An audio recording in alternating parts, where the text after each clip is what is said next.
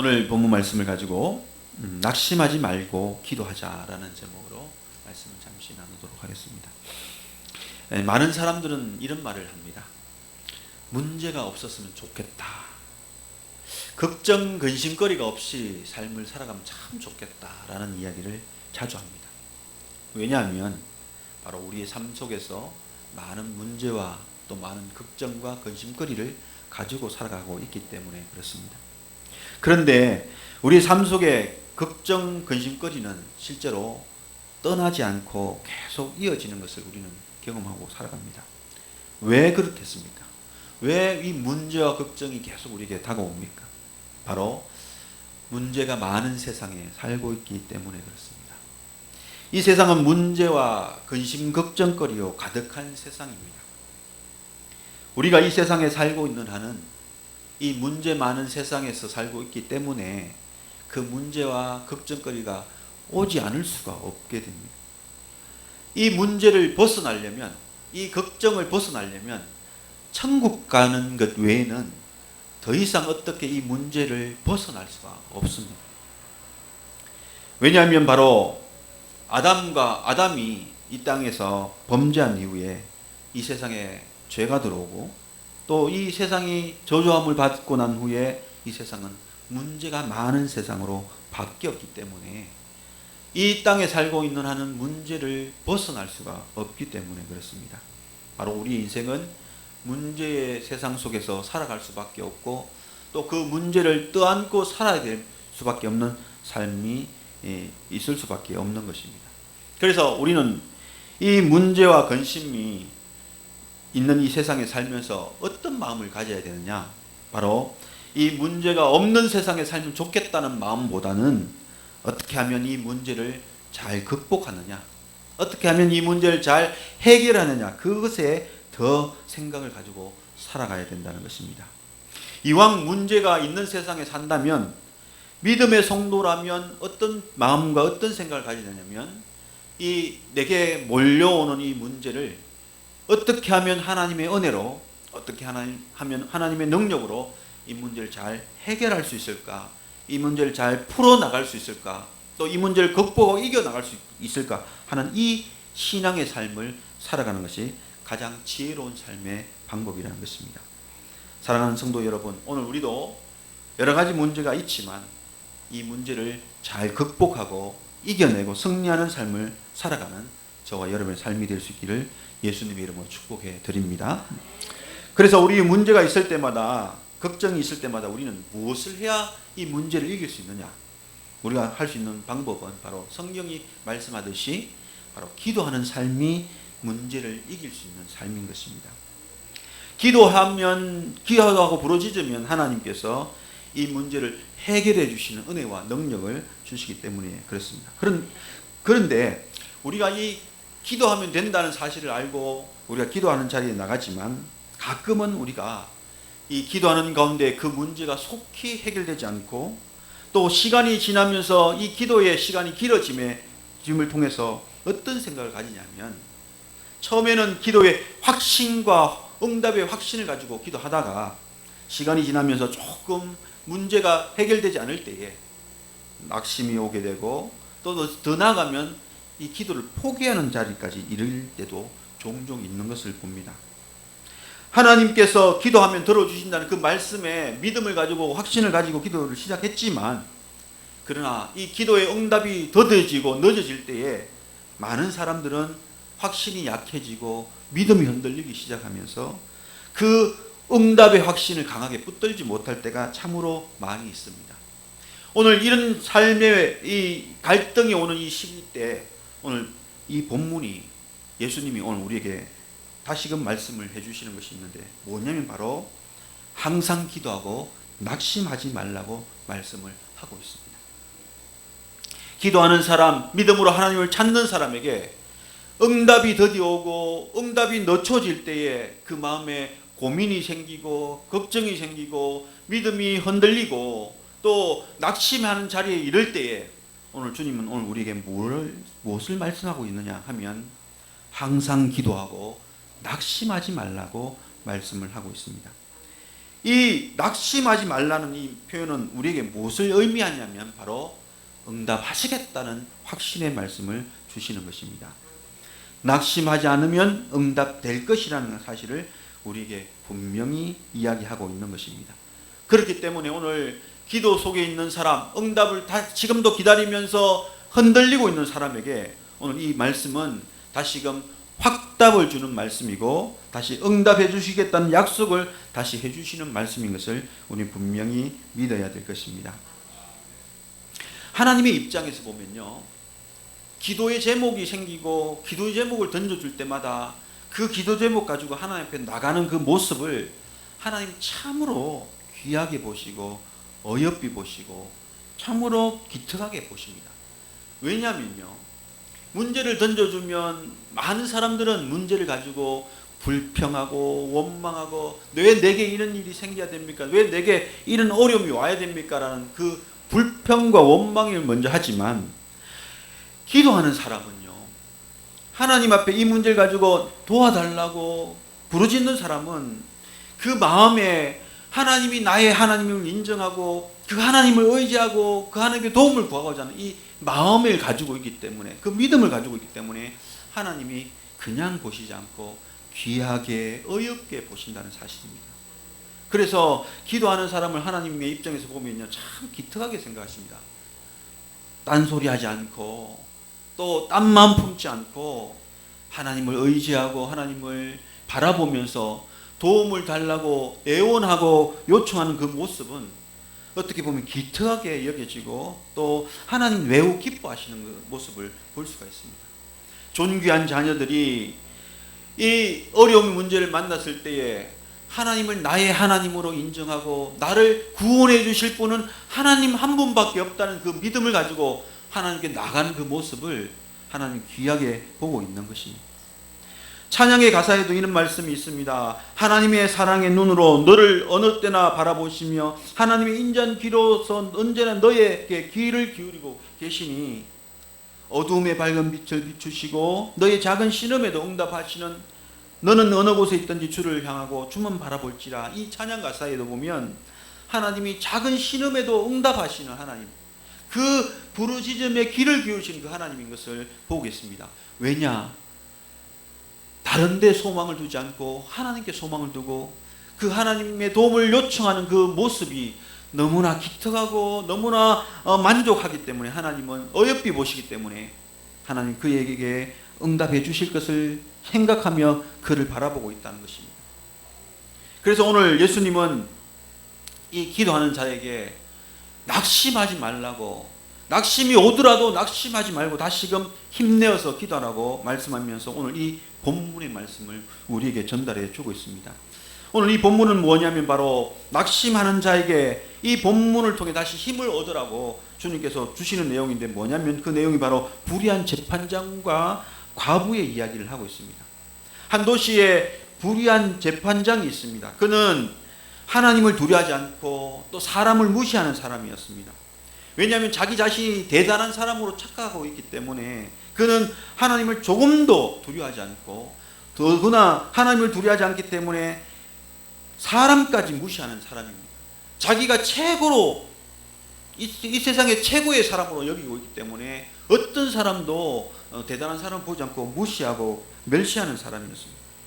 원래 하나님을 두려워하지 않는 사람은요, 세상 사람들까지도 두려워하지 않습니다. 하나님을 무시하는 사람은 사람도 무시하는 사람입니다. 그래서 오늘 우리가 본문을 보시면서 우리가 기억해야 될 것은 하나님을 두려워하지 않는 자는요, 사람도 두려워하지 않습니다. 그렇기 때문에 오늘 우리는 하나님을 두려워하는 자가 돼야 돼요. 하나님을 두려워하는 자는 사람도 두려워하는 사람이 될 수 있고요, 하나님을 사랑하는 사람은 사람도 사랑하는 사람이 될 수가 있습니다.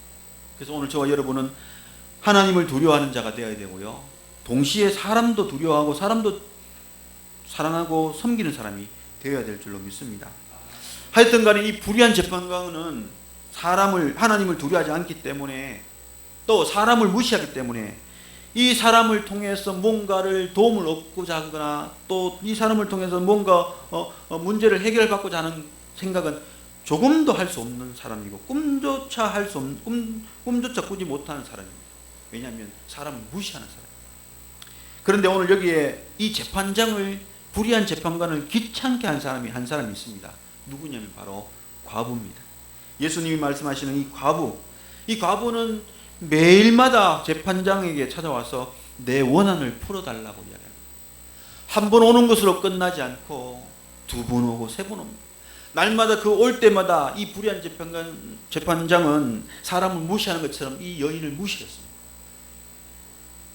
이야기를 들어주지 않고 물러가라 그러고 나는 내 소원을 절대 들어줄 수 없다고 이야기합니다. 그래도 불구하고 이 여인은 날마다 그 원한을 풀어달라고 호소를 합니다. 한 번은 어떤 생각을 가지냐면 이 불의한 재판장이 이런 생각을 가집니다. 가만히 두었다가는 내가 힘들겠다, 내가 귀찮겠다라는 생각이 듭니다. 5절 보시면 이 과부가 나를 번거롭게 하니 내가 그 원한을 풀어주리라. 그렇지 않으면 늘 와서 나를 괴롭게 하리라 라고 말씀을 하고 있습니다. 다시 말하면 자꾸 와서 괴롭히니까 귀찮지만 이 여인의 원한을 풀어주지 아니하면 결국 내가 괴로운 삶을 살게 될 수밖에 없다는 생각에 그 과부의 소원을 들어주기로 생각을 합니다. 하나님을 두려워하지 않는 사람, 사람을 무시하는 이 사람이, 자기가 최고라고 생각하는 이 사람이, 이 여인이 쉬지 않고 와서 그에게 원한을 풀어달라고 간청하는 이 간청 때문에 결국 그는 자기 의지를 꺾고 이 여인의 소원과 이 여인의 원한을 풀어주는 그런 모습을 보이게 됩니다. 끈질기게 달라붙고 끊임없이 호소하는 여인의 이 호소에는 결국 포기하고 그는 그의 소원을 들어주는 그런 모습을 보입니다. 이 이야기를 예수님이 하신 이유가 뭐냐면 바로 사람을 두려워하지 않고 하나님을 두려워하지 않은 이 불의한 재판장도 끈질기게 달라붙고 포기하지 않은 이 여인을 이길 방법이 없음을 보여주면서 하나님 앞에도 끈질기게 하나님께 호소하는 자에게는 반드시 하나님이 응답해 주신다는 것을 우리에게 이야기해 주고 있는 것입니다. 하나님 역시 이 불의한 재판관처럼 끊임없이 호소하는 이 여인의 소원을 들어준 것과 마찬가지로 하나님 앞에 낙심하지 않고 끝까지 부르짖는 자에게는 분명히 응답해 주시겠다는 것을 말씀해 주시고 있는 것입니다. 마치 야곱이 약복강 강가에서 새벽이 맞도록 포기하지 않고 천사와 씨름하며 기도할 때에 천사가 축복해 주신 것과 마찬가지로 포기하지 않으면 결국 응답이 얻어진다는 사실, 끝까지 기도하면 하나님은 분명히 반드시 응답한다는 사실을 우리에게 말씀을 해주고 있다는 것입니다. 그래서 오늘 주님은 우리에게 뭘 이야기하느냐, 항상 기도하고 낙심하지 말아야 한다는 것을 이야기합니다. 그리하면 뭐 한다고요? 분명히 응답의 은혜가 있게 될 것이라는 것을 이야기합니다.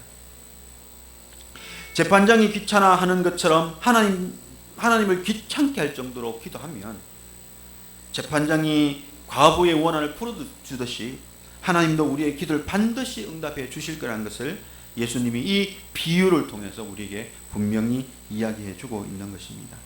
그래서 오늘 우리는 이 여인 과부와 같이 우리도 열심히 다해 기도해야 됩니다. 때론 기도하는 것이 더뎌지고 때론 기도 응답이 지금 내가 생각한 그때에 오지 않는다 할지라도 포기하지 않고 기도하면 언젠가는 분명히 그 기도가 다 응답되어진다는 사실을 믿을 수 있기를 바랍니다.